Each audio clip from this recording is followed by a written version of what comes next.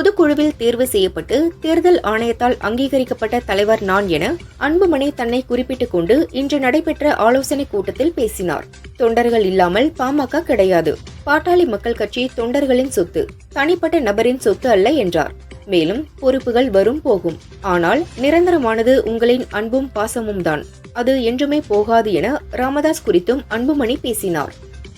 பாமக நிறுவனர் ராமதாஸின் கொள்கைகளை நடைமுறைப்படுத்த நாம் வேகமாக செயல்படுவோம். உங்களில் ஒருவனாக, முதல் தொண்டனாக நான் இறங்கி நிற்கிறேன் என ஆலோசனைக் கூட்டத்தில் அன்புமணி பேசினார். நமக்கு இருந்த தடைகள் நேற்று முதல் அகன்றுவிட்டன. நேற்றுதான் எனக்கு விடுதலை கிடைத்தது. இனி நாம் வேகமாக செல்லலாம். சோழிங்கநல்லூரில் நடந்த ஆலோசனைக் கூட்டத்தில் அன்புமணி பேசினார். திலகபாமா பதவியிலிருந்து நீக்கப்பட்டதாக பாமக நிறுவனர் ராமதாஸ் அறிவித்திருந்த நிலையில் கட்சியின் பொருளாளராக திலகபாமா நீடிப்பார் என தலைவர் அன்புமணி அறிக்கை வெளியிட்டுள்ளார். நகைக்கடன் விதிகள் குறித்த தளர்வுகள் போதுமானவை அல்ல. ரூபாய் 2 லட்சம் வரையிலான கடன்களுக்கு மட்டும் புதிய விதிகளில் இருந்து விலக்கு என்பது பயனளிக்காது என பாமக தலைவர் அன்புமணி கூறியுள்ளார். நகைக்கடன் வழங்குவதை புதிய விதிகளின் மூலம் சிக்கலாக்கக்கூடாது. எனவே பழைய விதிமுறைகளே தொடர வேண்டும் என்றும் தெரிவித்துள்ளார். நெருக்கடியான சூழலில் பாமக கட்சி உள்ளது. இந்த நெருக்கடியை பார்த்தால் ரொம்ப கஷ்டமாகவும் வேதனையாகவும் உள்ளது என அக்கட்சியின் கௌரவ தலைவர் ஜி.கே. மணி கூறினார். எனக்கு என்ன சொல்வதென்று புரியவில்லை, மன உளைச்சலாகவும் நெருக்கடியான சூழலில் இருக்கின்றேன் என்றும் கூறினார். பாமக உட்கட்சி பிரச்சினைக்கும் பாரதிய ஜனதாவிற்கும் எந்த சம்பந்தமும் கிடையாது. அவர்கள் பிரச்சினையில் நாம் தலையிடுவது சரியானதாக இருக்காது என தமிழக பாரதிய ஜனதா தலைவர் நயினா நாகேந்திரன் கூறினார். தமிழகத்தில் சட்டம் ஒழுங்கு முழுதும் கெட்டுப்போய் உள்ளது. போலீசார் சரியான நடவடிக்கை எடுப்பதாக தெரியவில்லை. கேட்டால் நாங்கள்தான் மக்களுக்கு உண்மையான ஆட்சி செய்கிறோம் என முதல்வர் மார்த்தட்டி பேசுகிறார் என்றும் தெரிவித்தார். ஆபரேஷன் சிந்தூர் நடவடிக்கை இன்னும் முடியவில்லை. பயங்கரவாத தாக்குதல் நடக்கும்போது தொடரும் அணு ஆயுதத்தை வைத்து மிரட்டினால் அதற்கு அஞ்ச மாட்டோம் என உத்தரப்பிரதேசத்தில் நடந்த விழாவில் பிரதமர் மோடி பேசினார். இந்திய ராணுவம் பாகிஸ்தானின் பயங்கரவாதிகள் முகாம்களை துல்லியமாக தாக்கி அழித்தது. எதிரிக்கு தூக்கமில்லாத இரவுகளை பிரம்மோஸ் ஏவுகணை கொடுத்தது என்றும் கூறினார். பீகார் மாநிலம் பாட்னா விமான நிலையத்தில் பிரதமர் மோடியை இளம் கிரிக்கெட் வீரர் வைபவ் சூரியவன்ஷி மற்றும் அவரது குடும்பத்தினர் சந்தித்து பேசினர். இந்த சந்திப்பு குறித்து மோடி வெளியிட்ட அறிக்கையில், சூரியவன்ஷியின் கிரிக்கெட் திறமைகள் நாடு முழுவதும் போற்றப்படுகின்றன. அவரது எதிர்கால முயற்சிகளுக்கு எனது வாழ்த்துக்கள் என கூறியுள்ளார். தேர்தல் நெருங்கும் போது கட்சி தாவுவது கட்சியில் உங்களின் முக்கியத்துவத்தை குறைக்கிறது என்று பீகாரில் பாரதிய ஜனதா தலைவர்களுடன் நடந்த கூட்டத்தில் பிரதமர் மோடி கூறினார். பொறுமை என்பது மிகப்பெரிய சொத்து. உங்களிடம் பொறுமை இருந்தால் நீங்கள் மரியாதையையும் அங்கீகாரத்தையும் பெறுவீர்கள் என அட்வைஸ் கூறினார். ஆபரேஷன் சிந்தூர் நடவடிக்கையில் இந்திய கடற்படையும் இணைந்து இருந்தால் பாகிஸ்தான் 4 நாடுகளாக பிரிந்து இருக்கும் என மத்திய அமைச்சர் ராஜ்நாத் சிங் கூறியுள்ளார். ஆபரேஷன் சிந்தூர் வெறும் ராணுவ நடவடிக்கை மட்டுமல்ல, பயங்கரவாதத்திற்கு எதிரான இந்தியாவின் நேரடி தாக்குதல் என்றும் தெரிவித்துள்ளார். ஆபரேஷன் சிந்தூர் நடவடிக்கைக்கு பின் மத்திய உள்துறை அமைச்சர் அமித் ஷா ஜம்மு காஷ்மீர் சென்றார். பஹல்காம் தாக்குதலில் இறந்தவர்களின் குடும்பத்தினரை சந்தித்து ஆறுதல் கூறினார். பின்னர் பேசிய அமித் ஷா, பஹல்காம் தாக்குதலுக்கு பதிலடியாக பாகிஸ்தானுக்கு எல்லை பாதுகாப்பு படை மரண அடி கொடுத்தது. பாகிஸ்தானின் 118 எல்லை நிலைகளை அழித்தது. இந்த கட்டமைப்பை மீண்டும் அமைக்க பாகிஸ்தானுக்கு 4 முதல் 5 ஆண்டுகள் ஆகும் என்றார். நகை அடமானத்திற்கான புதிய விதிமுறைகளை அடுத்த ஆண்டு ஜனவரி மாதம் வரை ரிசர்வ் வங்கி ஒத்திவைத்தது. ரூபாய் 2 லட்சத்திற்கு கீழ் அடமானம் வைப்பவர்களுக்கு புதிய விதிமுறை பொருந்தாது எனவும், விதிமுறைகளை இறுதி செய்யும் முன்பு அனைத்து தரப்பின் கருத்துக்களும் கேட்டறியப்படும். நகை கடன்களுக்கான கட்டுப்பாடுகளை தளர்த்த ரிசர்வ் வங்கிக்கு மத்திய அரசு அறிவுறுத்தியதற்கு முதல்வர் ஸ்டாலின் வரவேற்பு தெரிவித்துள்ளார். மேலும் நகைக்கடன் விதிகள் தொடர்பாக கடிதம் மூலம் வலியுறுத்தியதை தொடர்ந்து விதிகளை மத்திய அரசு தளர்த்தியிருப்பது வரவேற்கத்தக்கது என கூறியுள்ளார். நகைக்கடன் விதிகள் போன்ற மக்கள் சார்ந்த விஷயங்களை, கொள்கைகளை மாநிலங்களுடன் முன்கூட்டியே கலந்தாலோசித்த பிறகே முடிவெடுக்க வேண்டும் என முதல்வர் ஸ்டாலின் வலியுறுத்தியுள்ளார். ஏழை மற்றும் நடுத்தர குடும்பங்கள் நம்பிக்கையுடன் பயன்படுத்தும் வழியாக தங்க நகைக்கடன் இருப்பதால் மத்திய நிதி சேவைகள் துறை வழங்கியுள்ள இந்த முக்கிய பரிந்துரைகளுக்கு RBI பரிசீலிப்பதுடன் தங்க நகை கடன்களுக்கான பழைய நடைமுறையையே தொடர வேண்டும் என அதிமுக பொதுச் செயலாளர் எடப்பாடி பழனிசாமி வலியுறுத்தியுள்ளார். எதிர்க்கட்சிகள் இட்டுக்கட்டி அவதூறுகளை பரப்பி வருகின்றன. பொய்யான செய்திகளை பூதாகரமாக்கி தோல்வியிலிருந்து மீட்டெடுக்க முடியுமா என தனித்தனியாகவும் கூட்டணி சேர்ந்தும் எதிர்க்கட்சிகள் ஆலோசனை நடத்துகின்றன என முதல்வர் ஸ்டாலின் சாடியுள்ளார். தமிழகத்தில் திமுக ஆட்சியில் கொலை குற்ற வழக்குகளை விரைவில் முடிக்க போலி குற்றவாளிகளை கைது செய்து சிறையில் அடைக்கும் போக்கு கொடூரத்தின் உச்சம் என எதிர்க்கட்சித் தலைவர் எடப்பாடி பழனிசாமி தெரிவித்துள்ளார். திமுக ஆட்சியாளர்களின் கை காட்டுதலுக்கு அடிபணிந்து தவறு இழைத்தவர்கள் யாராக இருந்தாலும் அவர்கள் சட்டத்தின் முன் நிறுத்தப்படுவார்கள் என எச்சரித்தார். தமிழக வெற்றிக் கழகத்தின் சார்பில் 2025ஆம் ஆண்டு கல்வி விருது வழங்கும் விழா இன்று மாமல்லபுரத்தில் உள்ள 4 பாயிண்ட் ஷெரட்டன் ஹோட்டலில் துவங்கியது. இதில் தாவைக்க தலைவர் விஜய் கலந்து கொண்டு முதற்கட்டமாக 88 தொகுதிகளில் உள்ள மாணவ மாணவிகள் 600 பேருக்கு பரிசு வழங்கினார். அடுத்த ஆண்டு நடைபெறவுள்ள பொதுத் தேர்தலில் பணத்தை வண்டி வண்டியாக கொண்டு வந்து கொட்டப் போகிறார்கள். எனவே பணம் வாங்கிக் கொண்டு ஓட்டு போடாதீர்கள் என தாவைக்க தலைவர் விஜய் சொன்னார். நீட் மட்டும்தான் உலகமா? மாணவர்கள் மன உளைச்சலுக்கு ஆளாக வேண்டாம் என்றும் விஜய் சொன்னார். இந்த காசு கொடுத்து ஓட்டு வாங்கி ஜெயிச்சிடலாம்னு நினைக்கிறாங்க இல்லையா, அவங்கள அந்த கல்ச்சரே யாரும் என்கரேஜ் பண்ணாதீங்க, யாரும் காசு வாங்காதீங்க, உங்கள் பேரண்ட்ஸ் கிட்டையும் எடுத்து சொல்லுங்கன்னு நான் சொல்லியிருந்தேன். அதை அப்படியே ஃபாலோ பண்ணுங்க. பாமகவில் நடப்பதை பார்க்கும்போது கஷ்டமாக உள்ளது. இது ஆறும் காயம்தான். இவர்கள் சண்டையால் நாட்டு மக்களுக்கு என்ன இழப்பு? விலைவாசி ஏதும் ஏறிவிட்டதா என நதக தலைமை ஒருங்கிணைப்பாளர் சீமான் கூறினார். நீட் குறித்து விஜய் பேசிய கருத்துக்கு நானும் உடன்படுகிறேன். மருத்துவம் மட்டுமே கல்வி அல்ல. நீட்டுக்கு எதிராக தமிழகம் மட்டுமே போராடுகிறது. நீட் பயிற்சி எனும் பெயரில் முதலாளிகள் பல ஆயிரம் கோடி சம்பாதிப்பதற்குதான் அது வழியமைத்துள்ளது என்றும் தெரிவித்தார். நீட் தேர்வு குறித்து தாவேக தலைவர் விஜய் தெரிவித்த கருத்துக்கு திமுக மாணவரணி செயலாளர் ராஜீவ்காந்தி கண்டனம் தெரிவித்துள்ளார். உங்களைப் போல சந்தர்ப்பவாத அரசியலுக்கான பகடைக்காயாக மாணவர்களை பயன்படுத்தும் அயோக்கியர்களுக்கு கல்வி என்பது அடிப்படை உரிமை என புரிய போவதில்லை என தெரிவித்தார். நாட்டுக்கு தேவை என்பதால் திமுகவுடன் கூட்டணியில் வந்துள்ளதாக கமல்ஹாசன் தெரிவித்தார். கன்னட மக்கள் மீதும் ஆந்திர மக்கள் மீதும் கேரள மக்கள் மீதும் என்னுடைய அன்பு தொடர்ந்து கொண்டே இருக்கும். தவறு செய்திருந்தால் மன்னிப்பு கேட்க தயங்கி இருக்க மாட்டேன் என்றார். நடிகர் கமல்ஹாசன் கன்னட மொழிக்கு எதிரானவர் போன்ற ஒரு மாய தோற்றத்தை சித்தரித்து அவதூறு பரப்புவது முற்றிலும் ஏற்கத்தக்கது அல்ல என தென்னிந்திய நடிகர் சங்கம் தெரிவித்துள்ளது. இந்திய மொழிகள் அனைத்திற்கும் உரிய முக்கியத்துவம் அளிக்க வேண்டும் என தொடர்ந்து வலியுறுத்துபவர் நடிகர் கமல்ஹாசன் என்றும் கூறியுள்ளது. மதிமுக பொதுச் செயலாளர் வைகோவுக்கு மீண்டும் ராஜ்யசபா எம்பி பதவி வழங்காதது வருத்தம் அளிப்பதாக மதிமுக முதன்மை செயலாளர் துரை வைகோ கூறினார். வைகோவுக்கு பதவி ஒரு பொருட்டல்ல, அவரின் மக்கள் பணி எப்போதும் தொடரும். தமிழகத்தின் நலன் கருதி திமுக கூட்டணியில் நாங்கள் தொடர்கிறோம் என்றும் தெரிவித்தார். தமிழகத்தில் கோவை மாவட்ட மலைப்பகுதிகள், நீலகிரி, தேனி, தென்காசி, கன்னியாகுமரி மற்றும் திருநெல்வேலி மாவட்ட மலைப்பகுதிகள் ஆகிய 6 மாவட்டங்களுக்கு நாளை மஞ்சள் அலர்ட் விடுக்கப்பட்டுள்ளது. காசா மீது இஸ்ரேல் படைகளின் தொடர் தாக்குதல்களால் அங்குள்ள பாலஸ்தீன மக்கள் பெரும் இன்னல்களை சந்தித்து வருகின்றனர். காசா முழுவதும் உணவு மற்றும் குடிநீருக்கு பெரும் தட்டுப்பாடு நிலவுகிறது. இந்நிலையில் காசாவில் உணவுப் பொருள் விநியோகத்தை உடனடியாக அதிகரிக்க ஐநா வேண்டுகோள் விடுத்துள்ளது. தமிழகத்தில் மேலும் 4 புதிய கலை மற்றும் அறிவியல் கல்லூரிகள் தொடங்கப்படும் என்று முதல்வர் ஸ்டாலின் அறிவித்துள்ளார். வேலூர் மாவட்டம் கேவிக்குப்பம், திருச்சி மாவட்டம் துறையூர், கள்ளக்குறிச்சி மாவட்டம் உளுந்தூர்பேட்டை மற்றும் திருவண்ணாமலை மாவட்டம் செங்கம் ஆகிய இடங்களில் புதிய கல்லூரிகளை தொடங்க முதல்வர் ஸ்டாலின் உத்தரவிட்டுள்ளார். பாமக நிறுவனர் ராமதாஸ் எழுப்பிய பகீர் குற்றச்சாட்டுகளுக்கு பதிலளிக்கும் விதமாக கட்சி நிர்வாகிகளை சந்தித்து அன்புமணி ஆலோசனை நடத்துகிறார். சென்னை சோழிங்கநல்லூரில் மாவட்டம் தோறும் புதிய உறுப்பினர் அட்டை வழங்கும் நிகழ்ச்சி இன்று முதல் 3 நாட்களுக்கு நடக்கிறது. இந்த கூட்டத்தில் அன்புமணி கட்சி நிர்வாகிகளை சந்தித்து ஆலோசனை நடத்துகிறார்.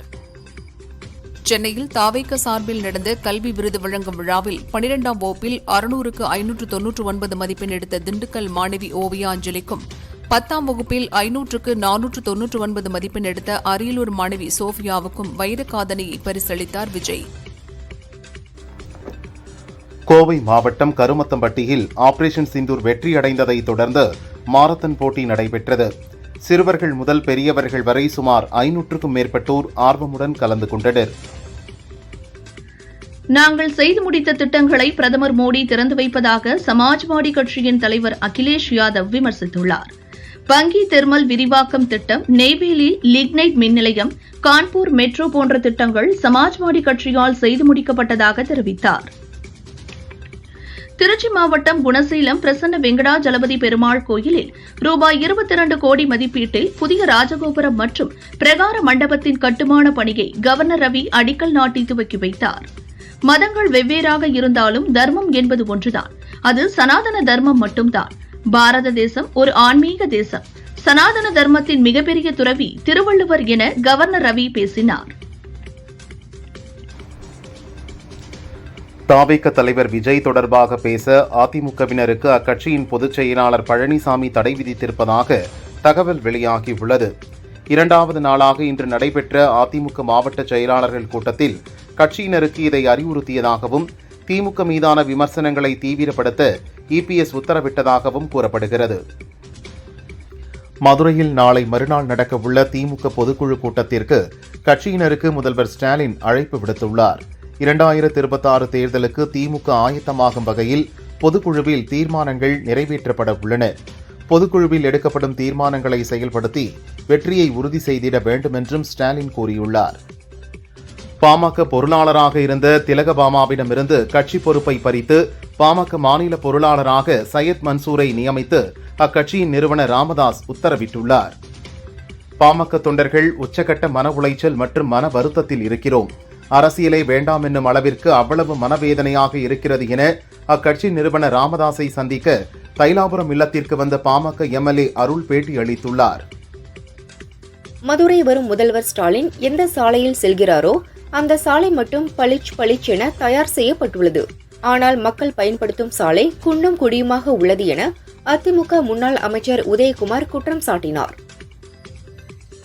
அரசு போக்குவரத்து ஊழியர்களுக்கான 15வது ஊதிய ஒப்பந்தம் உள்ளிட்ட கோரிக்கைகள் குறித்த 3ஆம் கட்ட முத்தரப்பு பேச்சு போக்குவரத்துத்துறை அமைச்சர் சிவசங்கர் தலைமையில் சென்னை குரோம்பேட்டை மாநகராட்சி போக்குவரத்து கழக பயிற்சி மையத்தில் நடந்தது.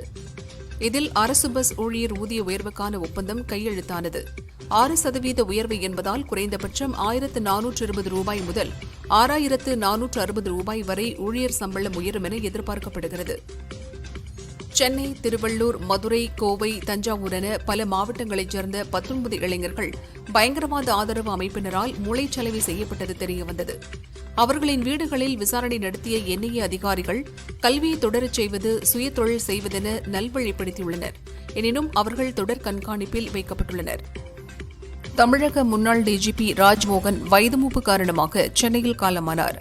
அவருக்கு வயது 87.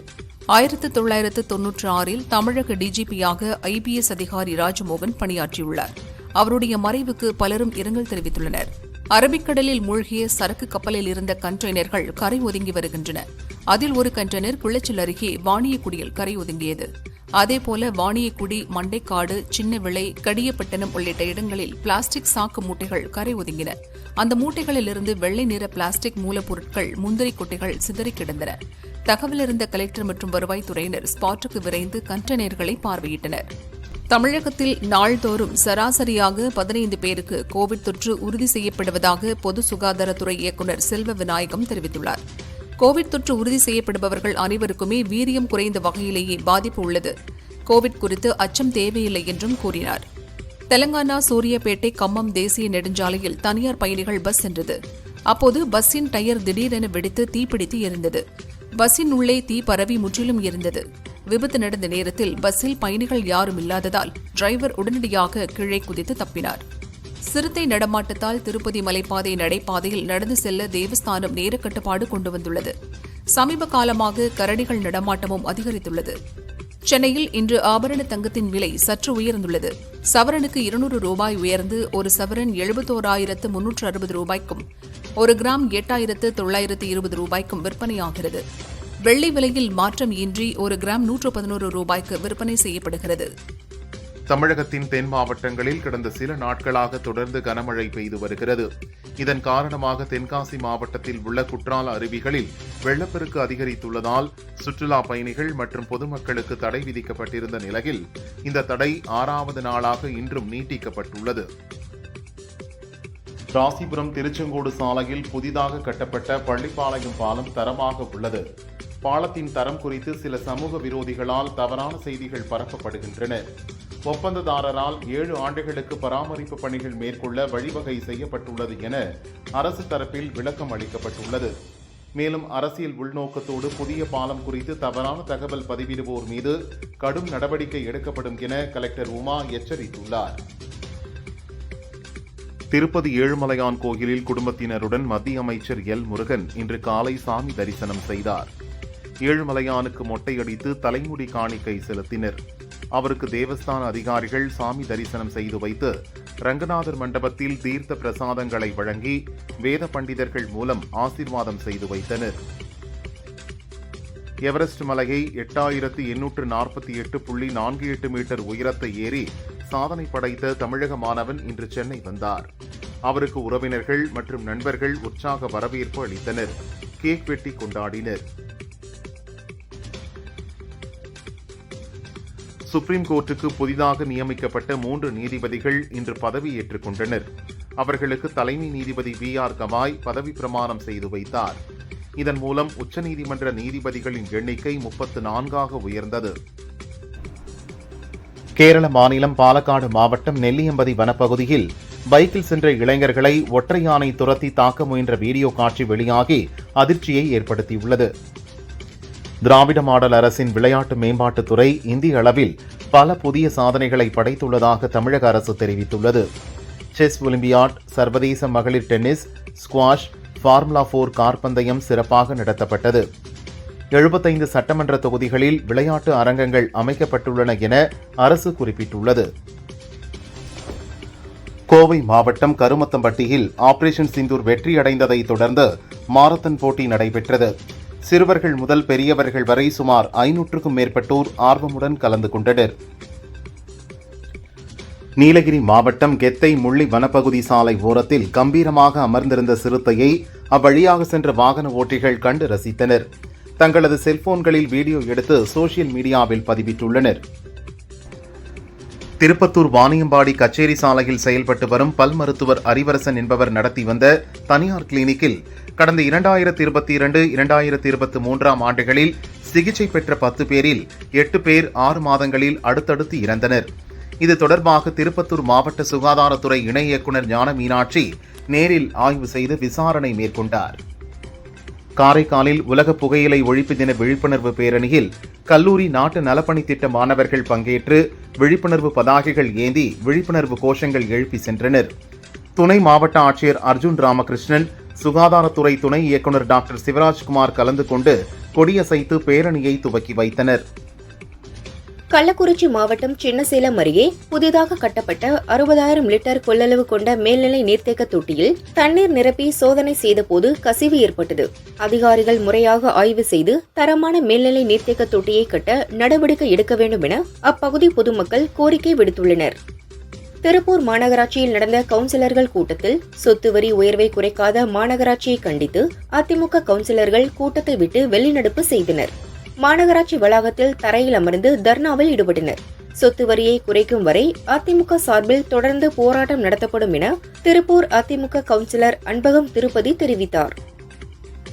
ஹோசூரில் தமிழ் தேசிய பேரியக்கம் சார்பில் நடிகர் கமல்ஹாசனுக்கு ஆதரவாகவும் அவருக்கு எதிராக வன்முறையை கட்டவிழ்த்துவிடும் கன்னட அமைப்பினரை கண்டித்தும் கண்டன ஆர்ப்பாட்டம் நடத்தப்பட்டது.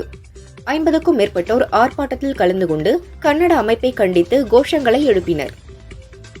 கன்னியாகுமரி மாவட்டத்தில் தொடர்ந்து பெய்து வரும் கனமழையால் பத்துகாணி, ஆறுகாணி, விரிக்கோடு, சரல் உட்பட பல்வேறு இடங்களில் மரங்கள் முறிந்து விழுந்தன. மின் இணைப்பும் துண்டிக்கப்பட்டதால் மக்கள் கடும் அவதியடைந்தனர். தேனி மாவட்டம் கம்பம் பகுதியில் உள்ள சுருளி அருவியில் வெள்ளப்பெருக்கு காரணமாக 5வது நாளாக இன்றும் குளிக்க தடை விதிக்கப்பட்டது. அருவி பகுதிக்கு யாரும் வர வேண்டாம் என வனத்துறையினர் அறிவுறுத்தி உள்ளனர்.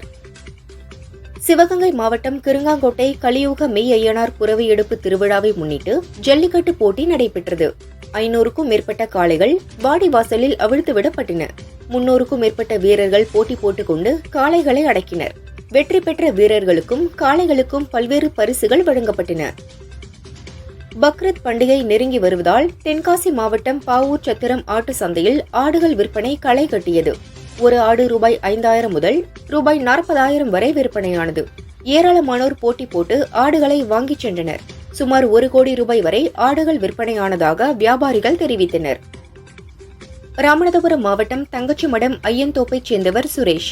இவரது வீட்டில் இலங்கைக்கு கடத்துவதற்காக பதுக்கி வைக்கப்பட்டிருந்த 125 கிலோ ஏலக்காய் மூட்டைகளை குற்ற புலனாய்வு பிரிவு போலீசார் பறிமுதல் செய்தனர். இவற்றின் மதிப்பு ரூபாய் 8 லட்சம் இருக்கும் என போலீசார் தெரிவித்தனர். தலைமறைவாக உள்ள சுரேஷை போலீசார் தேடுகின்றனர். கேரள மாநிலம் பாலக்காடு மாவட்டம் நெல்லியம்பதி பகுதியில் குடியிருப்புக்குள் புகுந்த ஒற்றை யானை அப்பகுதியில் வசிப்பவர்களை அச்சுறுத்தியது. வீட்டின் காம்பவுண்ட் சுவரை இடித்து சேதப்படுத்தியது. தகவலறிந்த வனத்துறையினர் யானையின் நடமாட்டத்தை கண்காணித்து வருகின்றனர். நீலகிரி மாவட்டம் குன்னூரில் உள்ள காட்டேரி பூங்காவில் தோட்டக்கலைத்துறை சார்பில் முதல் முறையாக மலைப்பயிர்கள் கண்காட்சி இன்று தொடங்கப்பட்டுள்ளது. அம்மாவட்ட கலெக்டர் லட்சுமி பவ்யா தொடங்கி வைத்தார். கண்காட்சியின் சிறப்பம்சமாக தமிழர்களின் வாழ்வை பறைசாற்றும் வகையில் கிராமப்புற வாழ்க்கை காட்சிப்படுத்தப்பட்டுள்ளது. மேலும் கிராமப்புற சிறுவர்களின் விளையாட்டான நுங்குவண்டி, சறுக்கு விளையாட்டு போன்றவை மலைப்பயிர்களை கொண்டு அழகாக காட்சிப்படுத்தப்பட்டுள்ளன. இன்று முதல் ஜூன் 1ஆம் தேதி வரை 3 நாட்கள் கண்காட்சி நடைபெறும். முதல்வரின் காலை உணவு திட்டத்தில் திங்கட்கிழமை தோறும் வழங்கப்படும் அரிசி அல்லது ரவை உப்புமாவுக்கு பதிலாக பொங்கல் மற்றும் காய்கறி சாம்பார் வழங்கப்படும் என சமூக நலன் மற்றும் மகளிர் உரிமைத்துறை செயலர் ஜெயஸ்ரீ முரளிதரன் தெரிவித்துள்ளார். சென்னையில் மின்சார பஸ்கள் சேவையை முதல்வர் ஸ்டாலின் ஜூன் 3ஆம் தேதி தொடங்கி வைக்கிறார். முதற்கட்டமாக 120 பஸ்கள் தொடங்கி வைக்கப்பட உள்ளது. வேலூர் மற்றும் ராணிப்பேட்டை ஆகிய 2 மாவட்டங்களுக்கு ஆட்டோ ஓட்டுநர்கள் ஆட்டோக்களை இயக்க பழைய முறையை நடைமுறைப்படுத்த வலியுறுத்தி இந்து ஆட்டோ தொழிலாளர்கள் முன்னணி சங்கம் சார்பில் கலெக்டரிடம் மனு அளித்தனர். ஆட்டோ தொழிலாளர்களை பாதிக்கும் வகையில் ரூபாய் 10,000 வரையில் அபராதம் விதிப்பதை கைவிட வேண்டும் என கோரிக்கை விடுத்துள்ளனர். யானைகள் பயிர்களை நாசம் செய்வதை தடுக்க வனத்துறை உரிய நடவடிக்கை எடுக்க வேண்டும் என வேலூரில் நடந்த விவசாயிகள் குறைதீர்வு கூட்டத்தில் விவசாயிகள் கோரிக்கை விடுத்தனர். தோல் தொழிற்சாலை கழிவுநீரால் பாதிக்கப்பட்ட விவசாயிகளுக்கு உரிய இழப்பீடு அளித்து நடவடிக்கை எடுக்க வேண்டும் எனவும் தெரிவித்துள்ளனர். கொடைக்கானலில் பலத்த காற்றுடன் சாரல் மழை பெய்து வருகிறது. பிரதான ஏரியின் அருகே உள்ள சர்ச் மீது குங்கிலிய மரம் ஒன்று சாய்ந்து விழுந்தது. இதனால் மின் கம்பங்கள் அறுந்து மின்சாரம் துண்டிக்கப்பட்டது. திண்டுக்கல்லில் குப்பை வரி, தொழில் வரி மற்றும் பாதாள சாக்கடை வரி உயர்த்தப்பட்டதை கண்டித்து அதிமுக கவுன்சிலர்கள் மாநகராட்சி கூட்டத்தில் இருந்து வெளிநடப்பு செய்தனர். இதேபோல் மாநகராட்சியில் கடந்த 3.5 ஆண்டுகளில் என்னென்ன பணிகள் நடந்துள்ளது என்பது குறித்து சிபிஐ விசாரணைக்கு உத்தரவிட வேண்டும் என பாஜக கவுன்சிலர் தனபாலன் வெளிநடப்பு செய்தார். கன்னியாகுமரியிலிருந்து திருநெல்வேலி நோக்கி சொகுசு கார் ஒன்று சென்றது. திருநெல்வேலி மாவட்டம் காவல்கிணறு இஸ்ரோ விண்வெளி ஆய்வு மையம் அருகே சென்றபோது சென்டர் மீடியனில் மோதி எதிரே வந்த மினி லாரி மீது மோதியது. இதில் car driver Rajeev Lal Bright மற்றும் லாரி டிரைவர் இருவரும் ஸ்பாட்டிலேயே பலியானார்கள். பணக்குடி போலீசார் விசாரிக்கின்றனர். தமிழகத்தில் பள்ளிகள் ஜூன் 2ஆம் தேதி திறக்கப்படும் என அறிவிக்கப்பட்டிருந்த நிலையில் வெயிலால் ஜூன் 9ஆம் தேதி பள்ளிகள் திறக்கப்படும் என செய்திகள் பரவி வந்தது. முன்கூட்டியே பருவமழை தொடங்கியதால் வெயிலின் தாக்கம் குறைந்தது. இதனால் திட்டமிட்டபடி ஜூன் 2ஆம் தேதி பள்ளிகள் திறக்கப்படும் என பள்ளிக் கல்வித்துறை வழிகாட்டு நெறிமுறைகளை வெளியிட்டது. இதனை தமிழக அரசின் தகவல் சரிபார்ப்பகம் மீண்டும் உறுதிப்படுத்தியுள்ளது. ஜூன் 9இல் பள்ளிகள் திறப்பதாக பரப்பப்படும் செய்தி வதந்தி என தெரியவந்துள்ளது. மதுரை உத்தங்குடியில் ஜூன் 1ஆம் தேதி திமுக பொதுக்குழு கூட்டம் நடக்கிறது. இதையொட்டி திமுக பொதுக்குழு உறுப்பினர் ஆறுமுகம் சார்பில் போஸ்டர்கள் மாநகர் முழுதும் ஒட்டப்பட்டுள்ளன. போஸ்டரில் துணை முதல்வர் உதயநிதியின் பெயர் உயாநிதி என உள்ளது. இது தொடர்பான போட்டோக்கள் சோசியல் மீடியாக்களில் பரவி வருகின்றன. திமுகவினரை நெட்டிசன்கள் கலாய்த்து வருகின்றனர். சென்னை மற்றும் புறநகர் பகுதிகளில் கனமழை பெய்தது. கோயம்பேடு, மதுரவாயல், நெற்குன்றம், வளசரவாக்கம், போரூர் மற்றும் பூந்தமல்லி, நசரத்பேட்டை, செம்பரம்பாக்கம், திருவேற்காடு உள்ளிட்ட பல்வேறு பகுதிகளிலும் மழை பெய்தது. தாய்லாந்து நாட்டிலிருந்து சென்னைக்கு விமானத்தில் கடத்தி வரப்பட்ட 5 கோடி ரூபாய் மதிப்பிலான 5 கிலோ உயர் ரக கஞ்சா சென்னை விமான நிலையத்தில் பறிமுதல் செய்யப்பட்டது. கஞ்சாவை கடத்தி வந்த நபரை சுங்கத்துறை அதிகாரிகள் கைது செய்து விசாரிக்கின்றனர். ராணிப்பேட்டை மாவட்டம் கோடியூர் அடுத்த பாலாபுரம் பகுதியைச் சேர்ந்த காலனி தொழிற்சாலை வாகன ஓட்டுநர் ஏகாம்பரம் அணைக்கட்டு அருகே சாலை ஓரத்தில் கை, கால்கள் மற்றும் கழுத்தில் கத்தியால் குத்தப்பட்ட நிலையில் சடலமாக மீட்கப்பட்டார். கொலை செய்தவர்களை கண்டுபிடித்துவிட்டு சடலத்தை எடுங்கள் என போலீசாரிடம் வாக்குவாதத்தில் ஈடுபட்ட அவரது உறவினர்கள் மறியல் செய்தனர். சென்னை வியாசர்பாடியில் போதை ஊசி விற்பனை செய்த வழக்கில் தலைமறைவாக இருந்த 2 பேரை போலீசார் கைது செய்தனர். அவர்களிடம் விசாரணை நடக்கிறது. திருச்சி மாவட்டம் கிளிக்கூடு பகுதியைச் சேர்ந்த கண்ணன் என்பவர் கடந்த 2020ஆம் ஆண்டு கொலை செய்யப்பட்டார். கொலை செய்த பிரகாஷ் என்பவரை 2022ஆம் ஆண்டு கண்ணனின் உறவினரும் ரவுடியுமான அசோக்குமார் கொலை செய்தார். பிரகாஷ் நினைவாக அவரது உறவினர்கள் கபாடி போட்டி நடத்தினர். போட்டியை முன்னின்று நடத்திய பிரவீனிடம் அசோக்குமார் தகராறு செய்தார். ஆத்திரமடைந்த பிரவீன் தரப்பினர் அவரை வெட்டி கொன்றனர். தலைமறைவான 5 பேரை போலீசார் தேடுகின்றனர். 26வது தலைமை தேர்தல் கமிஷனராக ஞானேஷ்குமார் பொறுப்பேற்றதிலிருந்து வாக்காளர் ஓட்டளிக்கும் நடைமுறையை மேம்படுத்தவும் தேர்தல் நிர்வாகத்தை நெறிப்படுத்தவும் கடந்த 100 நாட்களில் 21 புதிய முயற்சிகளை தேர்தல் கமிஷன் மேற்கொண்டுள்ளது. நாடு முழுவதும் 28,000க்கும் மேற்பட்ட அரசியல் கட்சி பிரதிநிதிகளின் பங்கேற்புடன் 4,719 கூட்டங்களை தேர்தல் கமிஷன் நடத்தியுள்ளது. கேரள மாநிலம் இடுக்கி மாவட்டத்தில் கனமழை தொடர்வதால் நிலச்சரிவு ஏற்பட வாய்ப்புள்ளதாக மக்கள் அச்சமடைந்துள்ளனர். இம்மாவட்டத்தில் நேற்று காலை 8 மணியுடன் சராசரி மழை 96.52 மில்லிமீட்டர் பதிவானது. அதிகபட்சமாக மூணாறில் 100.80 மில்லிமீட்டர் மழை பெய்தது. பாகிஸ்தான் எல்லையை ஒட்டியுள்ள ஜம்மு காஷ்மீர், பஞ்சாப், ராஜஸ்தான், குஜராத் ஆகிய 4 மாநிலங்களில் நாளை பாதுகாப்பு ஒத்திகை நடைபெறும் என அறிவிக்கப்பட்டுள்ளது. முன்னதாக கடந்த 7ஆம் தேதி நாடு முழுவதும் போர் ஒத்திகையை மத்திய அரசு மேற்கொண்டது குறிப்பிடத்தக்கது. எய்ட்ஸ், புற்றுநோய், நீரிழிவு உள்ளிட்ட நோய்களை குணப்படுத்துவதாக விளம்பரம் செய்தால் கடும் நடவடிக்கை எடுக்கப்படும் என இந்திய மருத்துவத்தின் மாநில மருந்து உரிமம் வழங்கும் அலுவலர் YR மானேக்சா எச்சரித்துள்ளார்.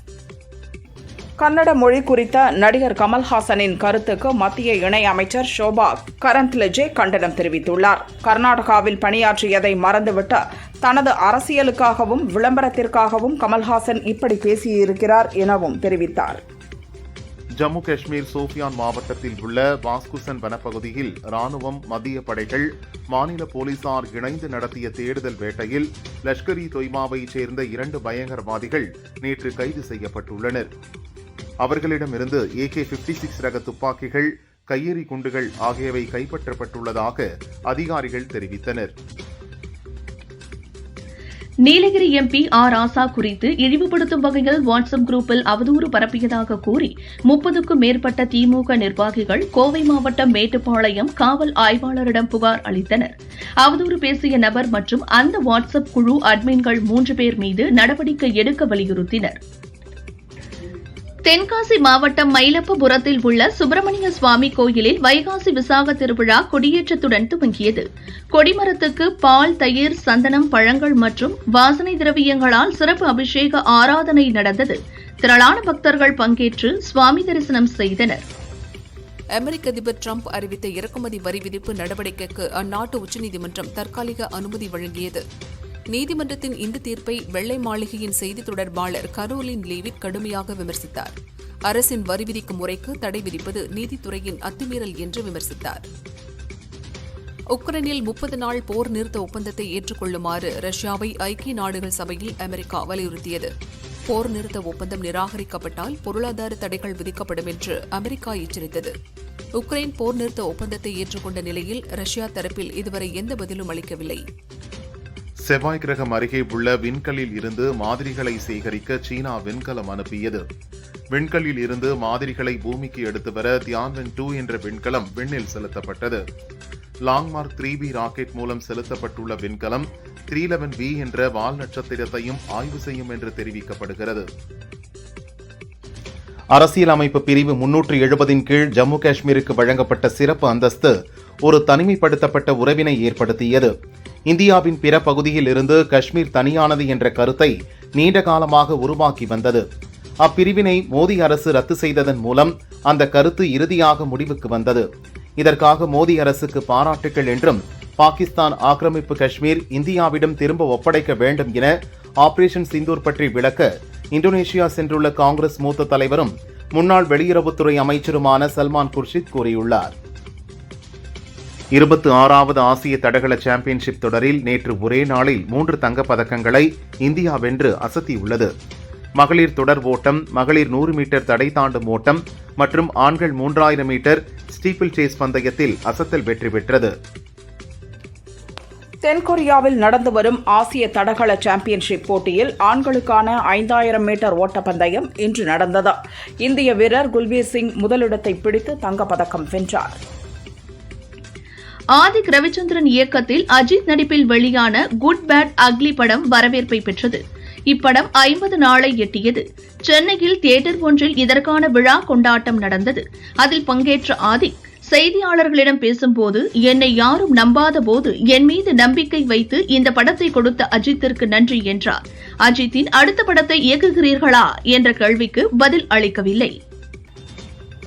சந்தீப் ரெட்டி வங்கா இயக்கத்தில் பிரபாஸ் நடிப்பில் உருவாகும் படம் ஸ்பிரிட். இதில் தீபிகா படுகோனே நடிப்பதாக இருந்து பின் விலகியது தொடர்பாக சந்தீப் கூறிய குற்றச்சாட்டுகள் சர்ச்சையை ஏற்படுத்தின. இது தொடர்பாக வெளியான மீம்ஸ் ரீல்ஸ் ஒன்றுக்கு நடிகை தமன்னா லைக் செய்ததாக சர்ச்சை பரவியது. தமன்னா கூறுகையில், 2020 தீபிகா பேசிய ஒரு வீடியோவுக்குத்தான் லைக் செய்தேன். இந்த வீடியோவுக்கு லைக் செய்யவில்லை. இன்ஸ்டா தவறாக காட்டுகிறது. இதனால் தேவையில்லாத சர்ச்சையும் உருவாகிறது. இதை இன்ஸ்டா தளம் சரி செய்ய வேண்டும் என கேட்டுக் கொண்டுள்ளார். நீண்ட காலமாக காதல் கிசுகிசுவில் இருப்பவர்கள் நடிகர் விஜய் தேவரகொண்டா, நடிகை ரஷ்மிகா. சுற்றுலா சென்றாலும் ஒரே இடத்தில் இருந்தாலும் தனித்தனியாகத்தான் புகைப்படங்களை பதிவிடுவார்கள். இன்ஸ்டாவில் ரஷ்மிகா சில போட்டோக்களை வெளியிட்டு, இந்த போட்டோக்கள் எல்லாம் எனக்கு பிடித்தமானவை.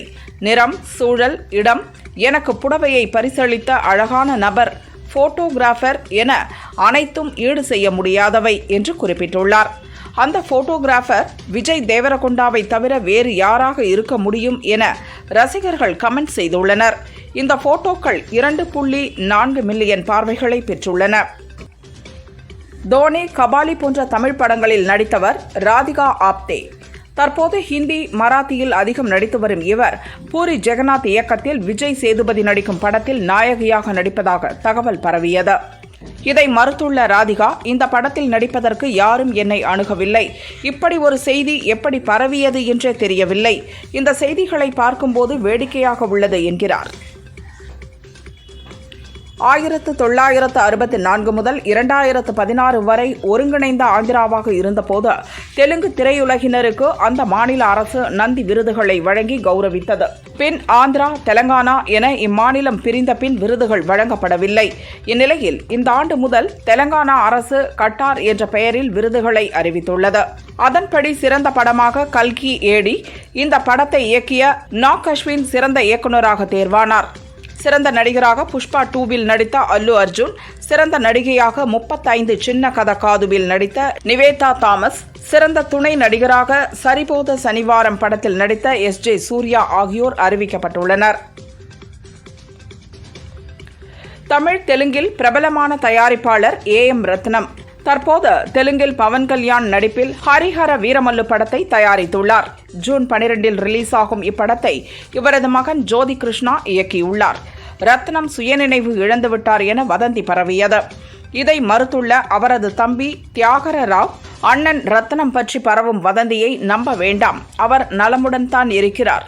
இதுபோன்ற தவறான தகவல்களை பரப்புவதை நிறுத்துங்கள் என்று கேட்டுக் கொண்டுள்ளார்.